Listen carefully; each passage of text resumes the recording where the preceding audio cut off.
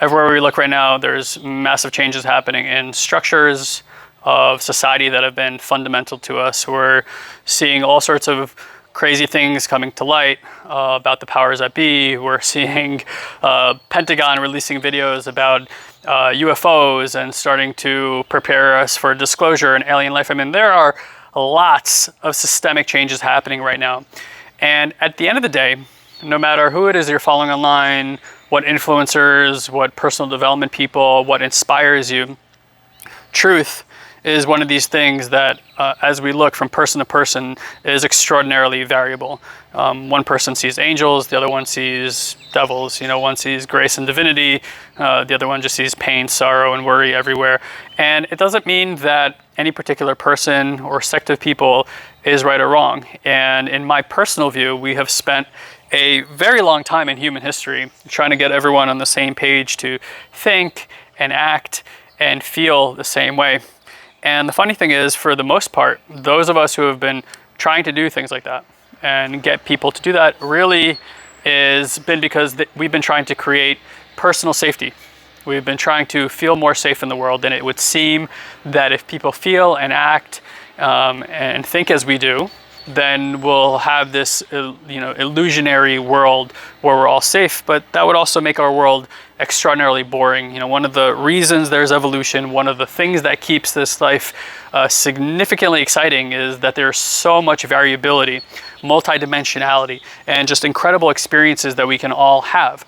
So coming back to truth, when you look at social media, most of what you see is people proposing ideas which are really them veiling their strongly held beliefs, right? They ask questions, but it's really just strongly held beliefs, and they're getting positional about those things. And then the comment boxes are people in different positions arguing about this or that, trying to convince each other. Now, I don't know about you, but I have rarely, if ever, probably never, have gone out of like a dinner conversation where there was a strongly heated debate about opinions, where I walked away thinking, you know what, I was dead wrong, that other person was completely right, let me leave all my opinions to the side and just take on what that person believed. It just doesn't happen. This is not time well invested by any of us.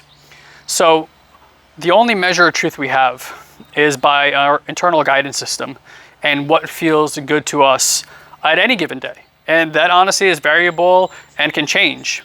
And yet, one of the things that we also see in the world over and over again is a bunch of rigid structures that make people feel like once they've said something, believed something, or stated something, that they can't change their opinion on it. People are constantly, if you allow yourself, evolving on belief systems. Things I believed 3-4 years ago, things I was teaching in personal development that were really successful and help people achieve are things that even today I look at and I'm like, damn, I cannot believe that that's what I used to train people on or how I used to do it. Because again, I'm evolving and I'm growing as a human being. I'm coming into contact with people who've had different experiences that open my eyes and open my heart and open my mind to new ideas all the time. And if I am willing to experience those things and at least run an experiment on myself and live in a different paradigm, even for a short period of time, then there's an opportunity for me to see something that I've never seen before, instead of fighting about long-held beliefs that maybe are not even serving me anymore or the people in my life. So I think it's prudent for us in this time of gross misinformation. It is extremely difficult to trust the powers that be, to trust media, to trust things you see on social media, and if your only quest in life is to find, and this is just a natural human phenomenon because we're trying to create safety, your only device is to find things that agree with you, people that agree with you, ideas that agree with you, then honestly, you're really not challenging yourself very much.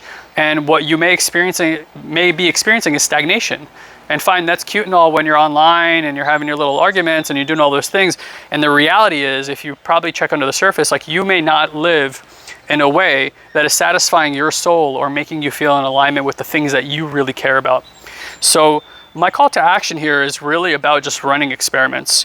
If you are a very liberal person like me, then it might be prudent for you to turn on some of the extremely conservative channels and just see the level of conversation that's happening there. It doesn't mean you need to agree with it. It doesn't even mean that you need to judge it. It might be interesting for you to even take on that point of view and then try to see the world from that person's perspective.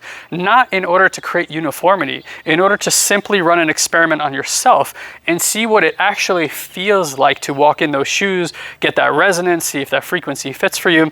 And that's kind of like a major thing, but we could do that on a day-to-day basis with all sorts of things that we don't believe in, with food, with health, with meditation practices, with whatever it is that resonates for you, is to really just use your body and the things that make you happy and make you feel good as a point of finding what's true. Because at the end of the day, truth is rather malleable. And it's really not all that important that we invest our time arguing about what is true, because as we see, it doesn't make a difference. It just doesn't.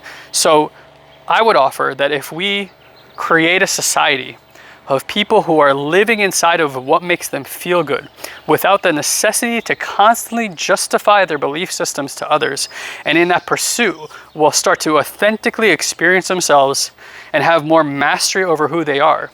And in doing so will naturally create more safety and well-being in their systems, that the things that I think most of us, if not all of us, want to see arise in this world, which is a world of more connection, more empathy, more love, will naturally arise as these individuals, as we as individuals do our individual work, instead of projecting our parts onto others and trying to make them change in an effort to substantiate our own lack of safety.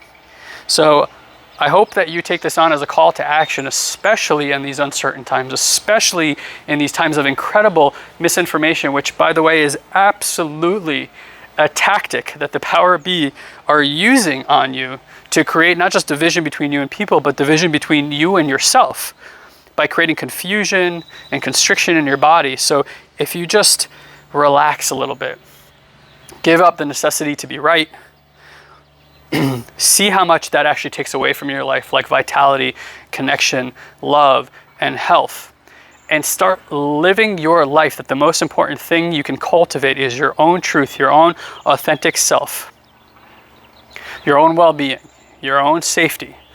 I promise you that not only will you shift, but the people around you, because of the resonance that you are, will dramatically and automatically shift as well, as they relate to you, and your experience of reality will manifest itself in a new way that is unexpected, bringing in synchronicities that the mind itself and the imagination could simply not imagine.